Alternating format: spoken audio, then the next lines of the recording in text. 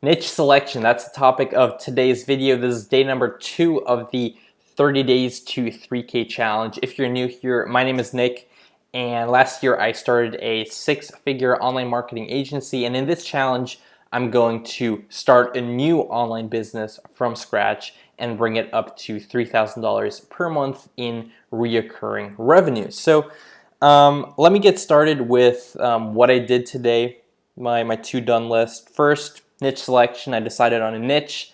It's med spas, so medical spas. These are places that offer cosmetic procedures that are typically non-invasive, such as cool sculpting or Botox, things like that.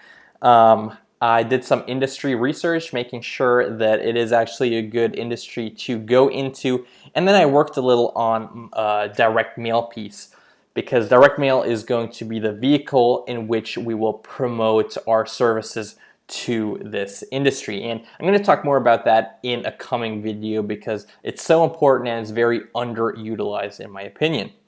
Okay, so first of all, before we go into how to select a niche, let me just say why it's a good idea to select a niche. Well, first, it's easier to get expert or have expert positioning, because if you work just in one industry, you're going to get really good at at helping businesses in that one industry. And if you help one business in one industry and another business out of that same industry approaches you, or you approach them, they can see that you helped someone else in that industry. And if you helped one, you'll probably be able to help the other business in that same industry. Hope that made sense. But basically, if you help dentists, the likelihood of you being able to help other dentists is a lot higher than you being able to help hairstylists. Just an example. So it helps with expert positioning, which also allows you to raise your prices more than a generalist could. Also, it's nice that you can systematize things, because every business in one industry, it might be different, and there are definitely differences, but there are so many similarities that it allows you to create templates, to create scripts that you can reuse over and over and over, and use the same campaigns just with slight modifications. So that'll save you a lot of time, and it'll give you the advantage that you know that a marketing campaign works. Because if it works for one business in the industry in one location, it's probably going to work for a similar business in a different location. Okay, so how to select a good niche. First of all, make sure it has a high transaction volume. None of these, so I'm going to list a few criteria. None of these are necessarily, this is not a rule, it's more of a guideline. So it's nice if these criteria are true. It doesn't always have to be true. But the nice thing about having a high transaction volume is for the business is you just need to get them a few clients or customers to justify your management fee. So let's say you work with a company that sells, I don't know, something that's very expensive. Let's say cranes. Well, if a crane costs, I don't know how much a crane costs, $1 million, $200,000. Let's just say 200,000.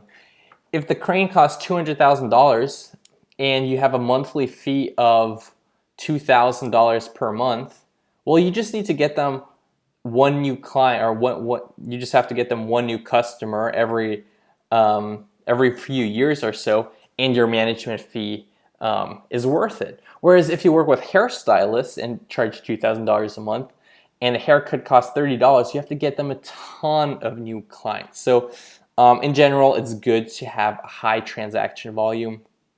Also, actually, I should say high lifetime customer value. Because in some industries you sell a product and it's a one-off deal.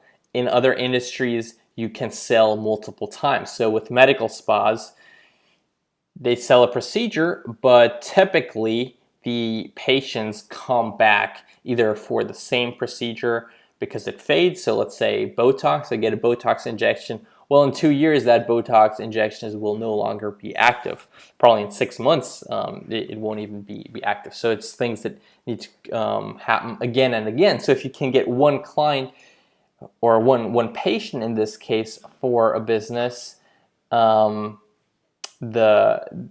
benefit from it long after that initial sale. So it's good to have a high lifetime customer value.